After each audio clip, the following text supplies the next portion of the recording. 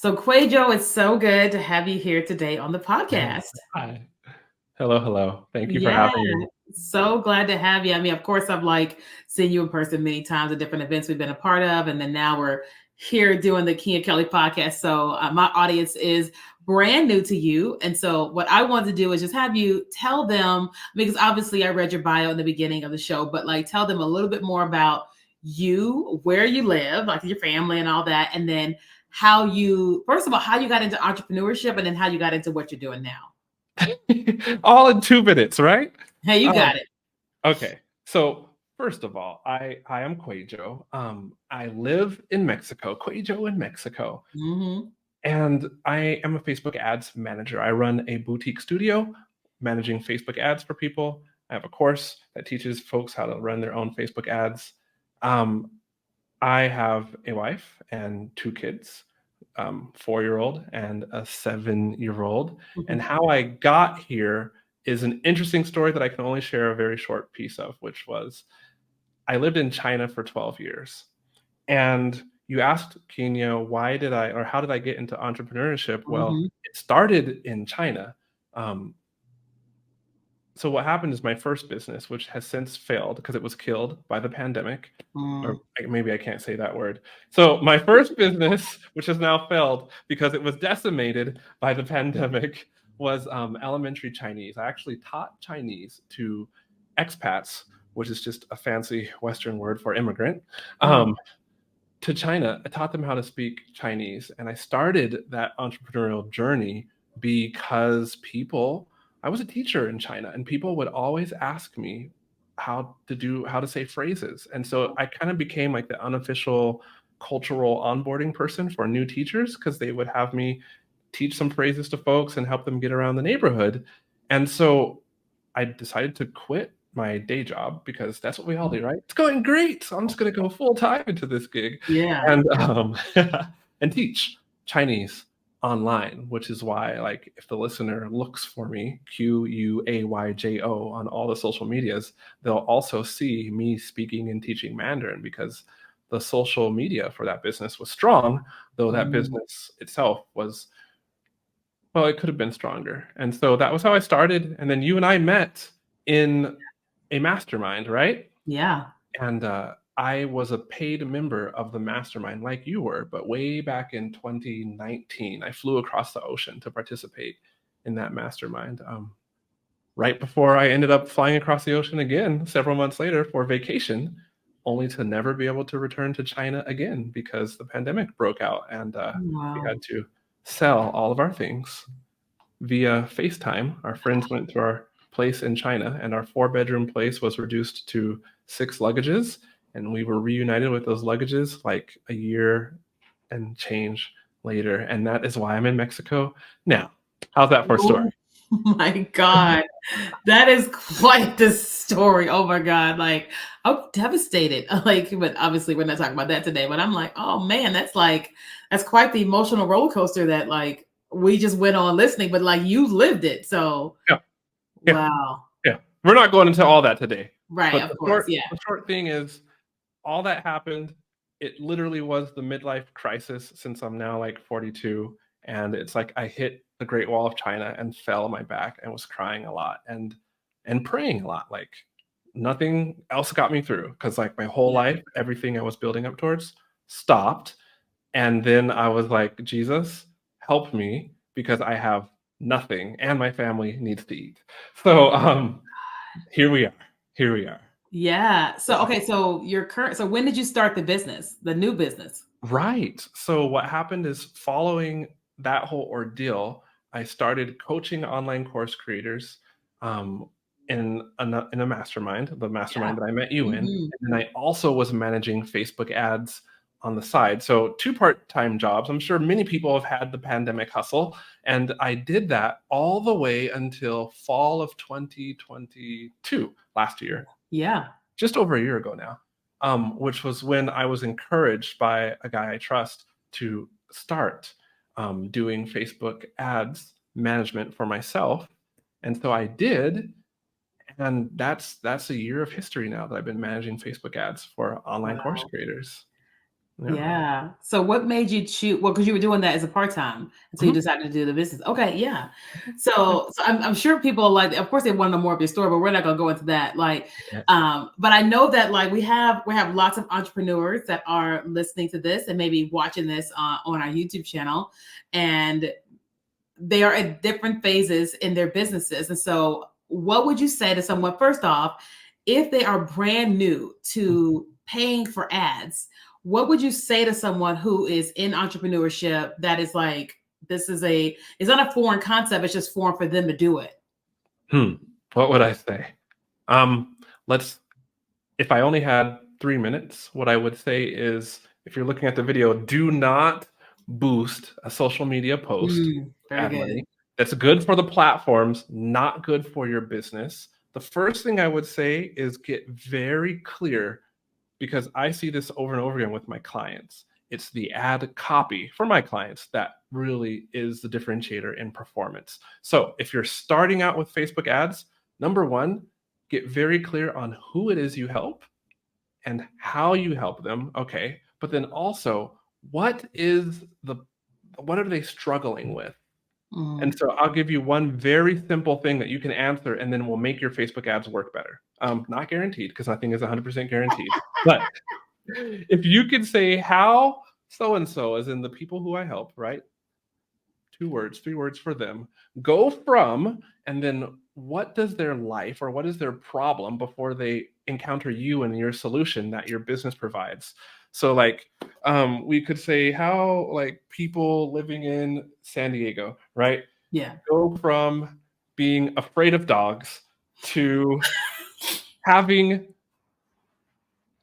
a, I don't know, $20,000 a month dog walking business. Because let's say you're a course creator that Yes. sells dog walking, like a business to take you from zero to that much a month, right? Yes. So if you can define that clearly, then you can make a Facebook ad and just start it off with that. And then of course you can get into the details of the struggles that they have. Like, I know you were working here and you want to be independent by yourself and you love dogs, but you also, da da da da da da da da, and then you can provide your solution. Another very practical thing after you've basically done your audience research, which is what I was explaining to you, super, super simple though, is when you turn on your ads, don't just go with one video or one graphic. Mm. And don't just go with one piece of ad copy. In this day and age, take your ad that you have, dump it into ChatGPT, and ask ChatGPT to write it better.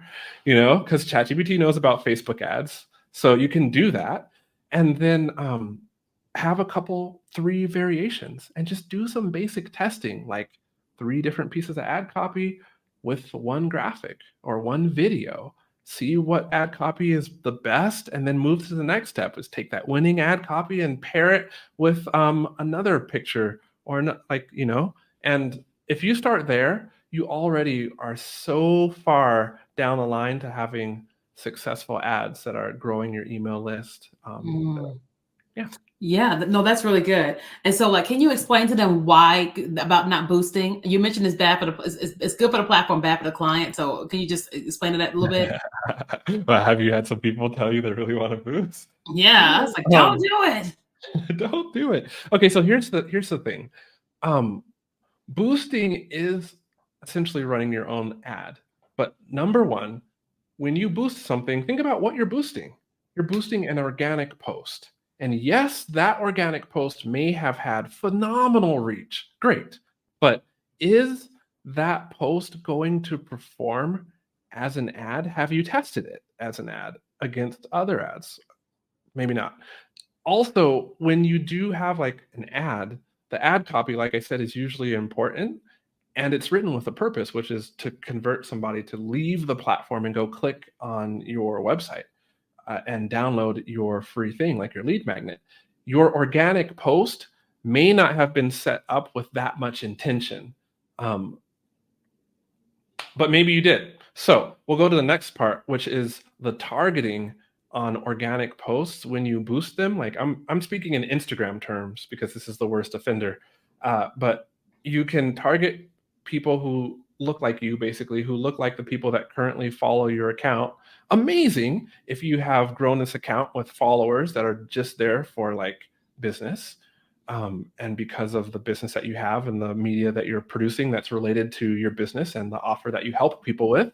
Not so amazing if you're smaller on Instagram, or the majority, or you have a big old account, but it was because you were doing things that were more entertainment focused, or lots of friends and family followed you. So then you're going to pay money to show a well-performing post to them that may not benefit your business. And if you're getting into like the light targeting options that are available, you can target age, you can target gender, and you can even type in various interests when you boost a post on Instagram.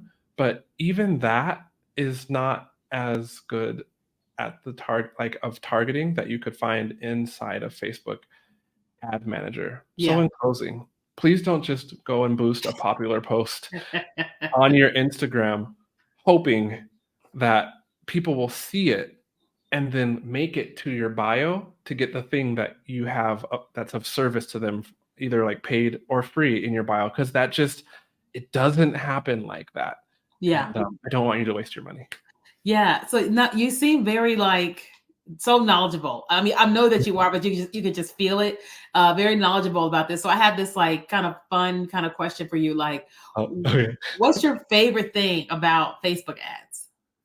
My favorite, geez, you just went and caught me off guard. Yeah, it's okay. It's okay. So my favorite thing about Facebook ads has to do with one of the services I offer, which is Yeah. coaching people Yeah. on Facebook ad strategy. And I would say it's the ability for Facebook ads to just blow up a business and bring in leads upon leads that are profitable when done right. Okay, so you asked my favorite thing. Yeah. In my experience getting to coach with online course creators and other coaches who already have had Facebook ads running in their business or want me to set them up, the absolute favorite thing is getting to meet these unique individuals in their businesses that are running Facebook ads, and they're coming to me for like best practices and a tune-up. Mhm. And I see their businesses, and when I get done with the coaching call, I go downstairs and I look at my wife and I'm like, I'm doing the wrong thing. This person is making gobs of money. You know, I mean, the sheer variety of businesses that are out there crushing it, and that Facebook ads is playing a vital role in bringing in their business more revenue and more leads. It's just mind blowing, some of the business models and just the business focuses that you see. And so Yeah. that for me, like, is my favorite part. Yes, Facebook ads can do that. Yes, it's an honor to manage Facebook ads Mhm. with clients who are crushing it. And I know that I'm bringing them leads and, like, you know, helping their launches, but just getting to meet people that make me be like, what am I even doing? You know, that's my favorite. Yes. I have seen plenty of businesses and I'm just like, how do I get into that business? So I can't even imagine when you're like running campaigns and you're seeing all the like success. It's just like, can we start something with a 7-year-old? Because like this is like, you know, a 7-year-old kid. Like maybe we should start a business for her and like, you I know, so know, that's kind of right? fun. Yeah, yeah, Right? yeah. So can you Right? tell me what's one of your favorite client success stories? So that you've like, whether you have coached them, whether they've been a part of your course, or you have run ads for them. Like, what's one of your like favorite stories of like client success or clients? These questions. So off the top of my head, one comes to mind. Are we allowed to say names? Do we say names on your podcast? You can. Oh, okay. So one comes to mind. Her name is That's funny. Laura, and she has this business that teaches travel bloggers how to scale their travel blog. And Nice. so running ads for her, she does a live webinar every week, and I run ads that get people to her webinar. And just seeing, so as her ads Is that the manager, girl from the accelerator? yes, Okay, yeah, she's yeah, amazing. she is amazing. And her organic reach crushes it, by the way. She is so good at SEO. But like, favorite story, why? Because I was running ads for her when she hit her first six-figure month. And it was like celebrations all around, and just seeing what, like, not only the Facebook ads I was running, but what the ads plus her organic SEO strategies could do for her business. Another very recent story was a lady named Lacey Cribb. She works with people on their launches, and she took my newer course called the Lead Gen Cheat Code, Lead Generation Nice. Cheat Code, right? Because like when I was little, I used to play video games, and the cheat code just helped you like through all the difficulties. Oh, It's the cheat hands code. down. Yeah. It's the Okay. Konami code for those Yeah. of you that used to game, the Konami code. Yeah. And so just she sent me an Instagram DM because I was asking people who had started the course and had wins to do it, and I saw hers, and she was telling me, like I took a screenshot of it, but $30 cost per lead was like her average in her for herself and for clients that she like advised, right? And I'm like, no, $30. That's way too high. You should not be paying that much per lead. And so I get this DM from her that essentially says, in more words, but says that she thought $30 per lead was normal. And now she's cut her lead costs in half. And like, so they're $12, $13 per lead and trending downward. Now is $12, $13 still high? Yeah, but it's half. So it's like effectively my knowledge helped her double her money, right? If you're getting twice the return on your, like, well, half the lead cost equals she can bring in double the leads to her launch. And so I was just kind of touched by that. Like, this works, even though I'm a Facebook ad manager. Of course it does, but you know the feeling, right? Yeah, it's the best, you know? Yeah. Wow. That's amazing. Yeah. So, like as I'm listening to you, I'm just kind of like, of course, I'm all about the stories because because we have people that are listening and they're like, I'm thinking about running ads. I love the idea of somebody else running my ads, or like all these different things that are happening with people as they're listening or watching this on YouTube. And so I would ask, like, if someone is, yes, we're going to have you talk to them about the course in just a second. But if someone is like, okay, I want to enroll in a course. Yes. But what is something that I could, because you mentioned about ChatGPT. So can you like dive into that just like a little bit more? So like, I want to ask you, like, what's one thing they could do today because if they're currently running ads to improve their ad copy, or if they're going to start, whatever. But like you mentioned ChatGPT, and I guarantee somebody was just like, what? Can you dive a little bit more specifics into like what they should do in there to like get started? Sure, because that ChatGPT helps me. So what I want you to do then is first do the research, quick research. Again, who do you help and how do you help them? Type that out, right? And then what is their main problem that you help them with? And what are some symptoms, some pains like from that problem? Okay. And then like what are like what does their life like look like after they solve that problem? Are they typing this out in like full sentences to be able to plug all that in They're ChatGPT? doing this in like a Google Doc. Okay. Very simple. Okay. So then take that and then like have headers or whatever, like, so outline it. So like, this is how I help people, this is their struggle, right? And then this is their core problem, these are symptoms of their problem, and this is how happy they are, or the ramifications of solving that problem. Outline it, right? Put that simple outline that took you maybe 20 minutes to do. If you're as slow as me, you're probably quicker. Put that into ChatGPT and then say, dear ChatGPT, this is like my ideal customer's pains, like, or problem, pains, and then like how good their life is after they solve that problem. And I am a course creator who helps them, and then put in that phrase that we talked about earlier, help so-and-so go from here to there.